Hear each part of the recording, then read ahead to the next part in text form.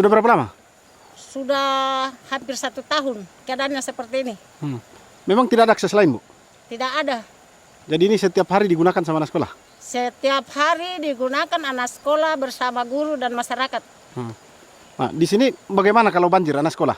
Kalau banjir terpaksa diliburkan. Harapan kami selaku guru, orang masyarakat setempat dan anak sekolah supaya menjadi perhatian khusus dari pemerintah. Karena ini jalan satu-satunya menuju ke sekolah dan juga merupakan jalan lintas bagi Lembang, kelurahan dan masyarakat yang lain di sekitar Toraja Utara ini. Oke.